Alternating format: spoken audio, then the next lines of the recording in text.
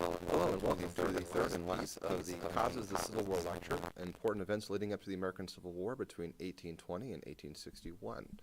As we've been talking about in this particular lecture series, we've been discussing, was the Civil War inevitable? Meaning that, was this something that was just going to happen? Nothing was going to prevent it. It was fate. It was this unstoppable moving force that's going to lead to this conflict. Or was it something preventable?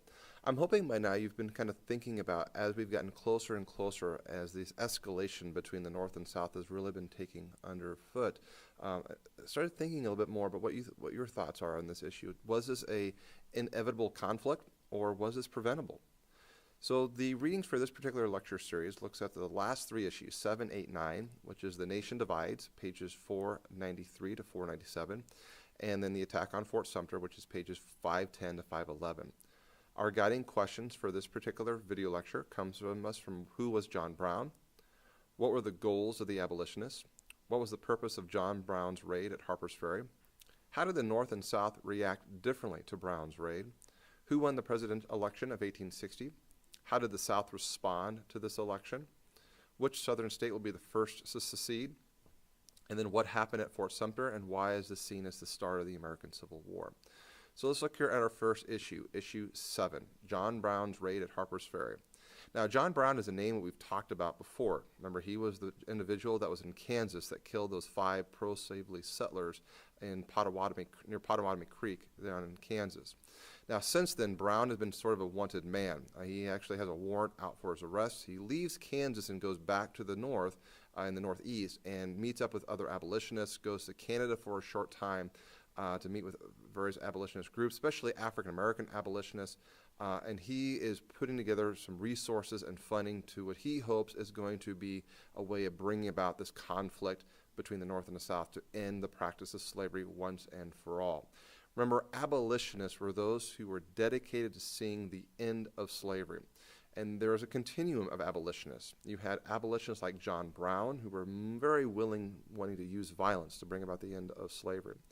You had some abolitionists that were willing to break the law and be part of the Underground Railroad, maybe not directly confront the South and use deadly violence, but still willing to break the law. And you had other abolitionists who were very much pacifists. They didn't want to use violence. They were more willing to use peaceful protests, speaking out, making newspapers and other publications in protest. But John Brown was an abolitionist who was willing to use violence, and so he had a plan that involved Harpers Ferry, Virginia in 1859.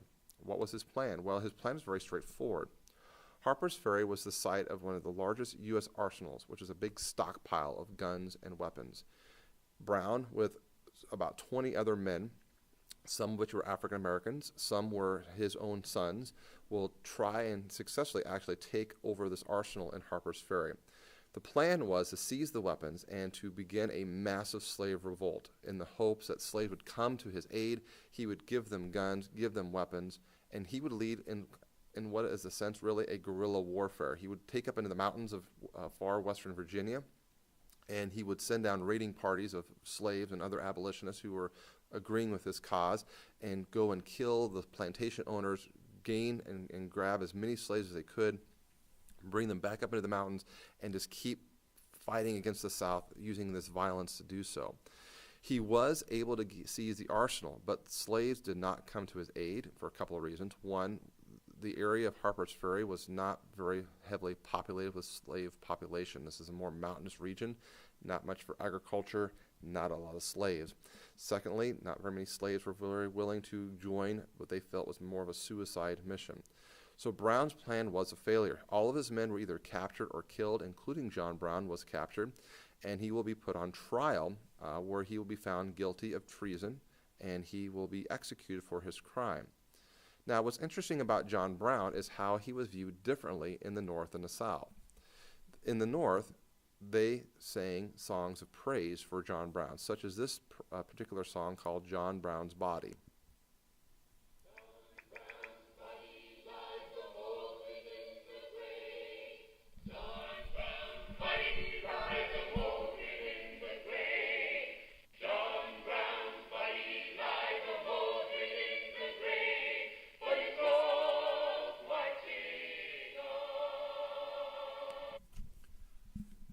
Now, the song goes on and continues. It talks about how John Brown died so the slaves could be free, and this was really a song that was popularized in the North that made John Brown almost as a hero. So how should we view John Brown? Is he a hero, someone that was willing to sacrifice himself for the ending of slavery, a very noble cause? Or was he a terrorist, somebody who was willing to commit large mass murder on people for a political agenda? Well, again, this varied on what region of the country you came from. Despite attacking a U.S. government base, Brown in the North, especially among the abolitionists, was seen as a hero and martyr. A martyr is somebody willing to die for the cause. In the South, John Brown is not seen as a hero. He's not seen as a martyr. He's seen as a terrorist, somebody who is crazed, somebody who is trying to commit large-scale mass murder.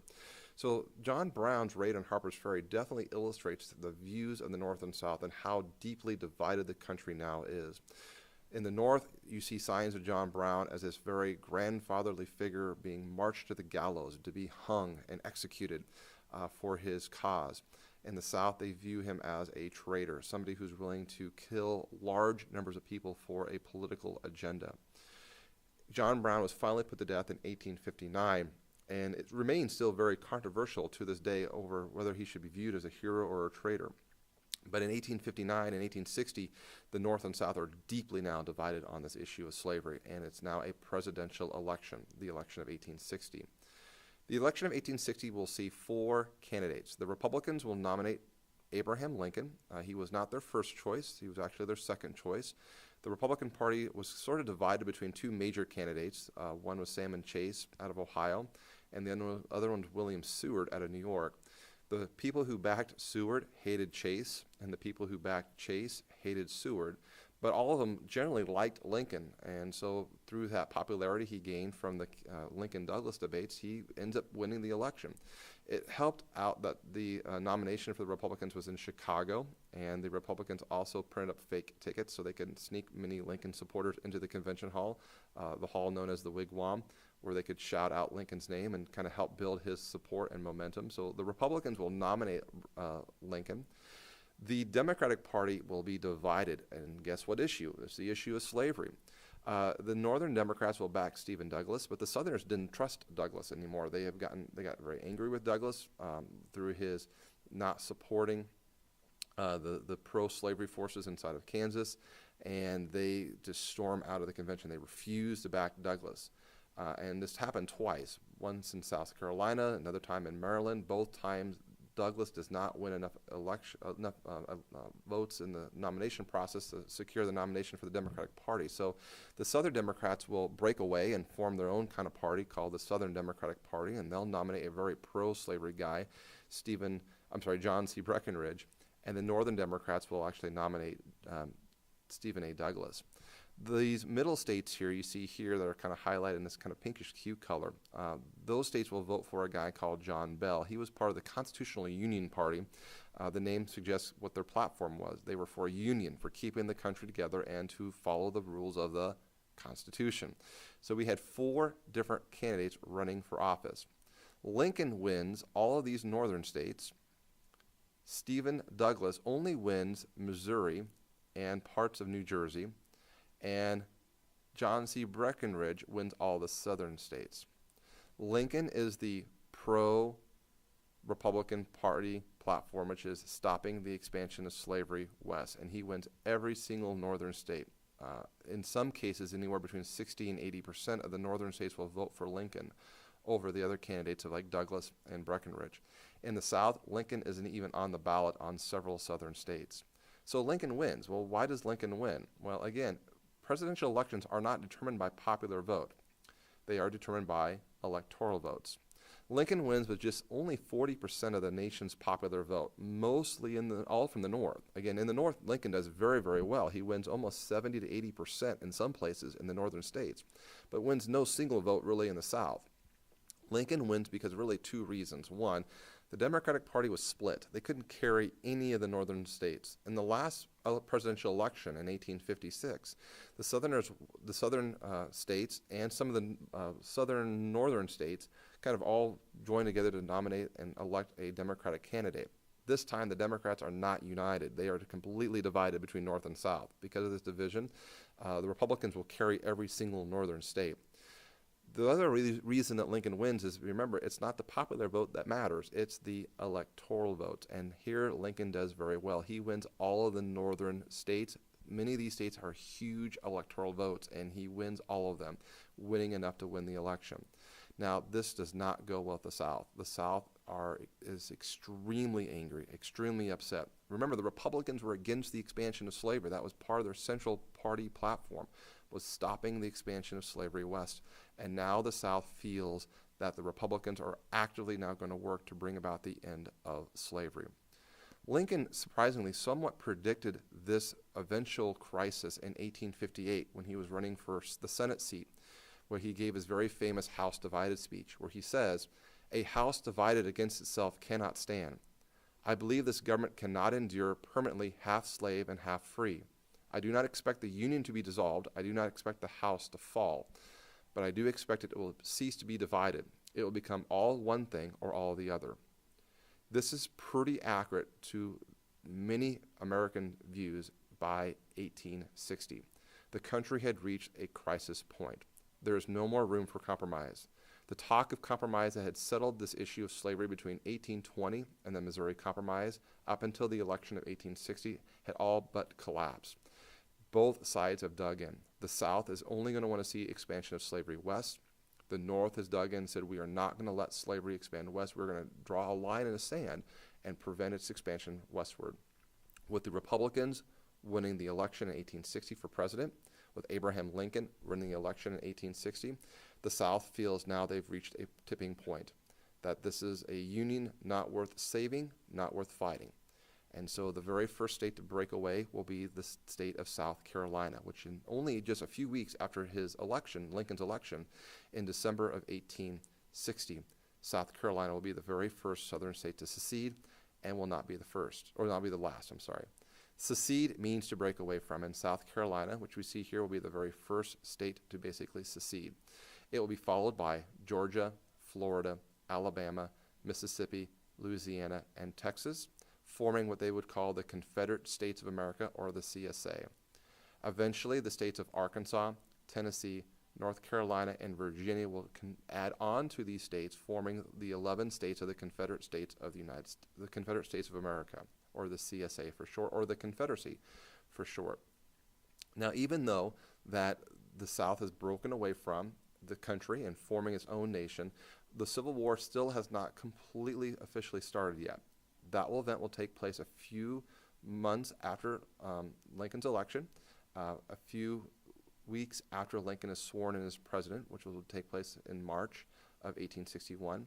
And the crisis will begin on April 12th, 1861, where rebel forces in South Carolina will open fire onto a federal fort in the harbor of Charleston known as Fort Sumter.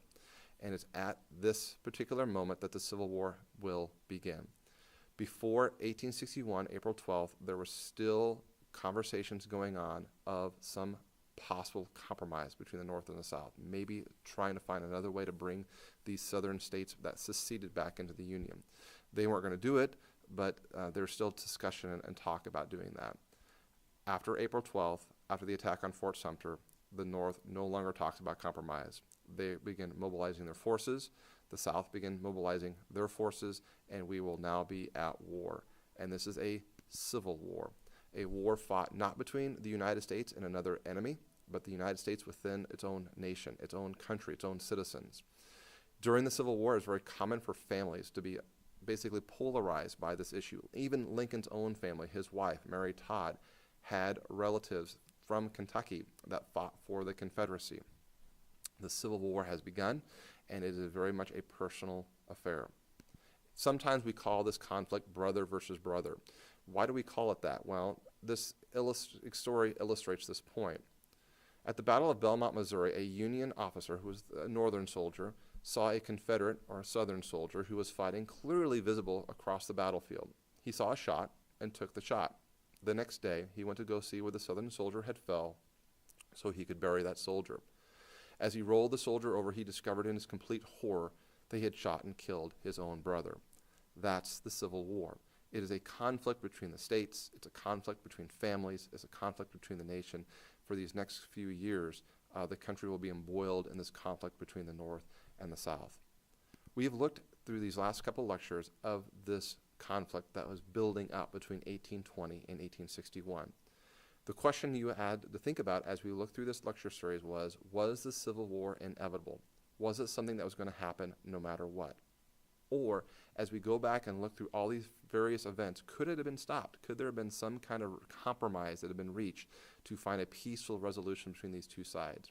Those are things for you to think about and to look back at these different events, these 9 different events, and decide, was it inevitable or was it preventable? Thank you for listening, and as always, if you have questions, please make sure you come talk to me.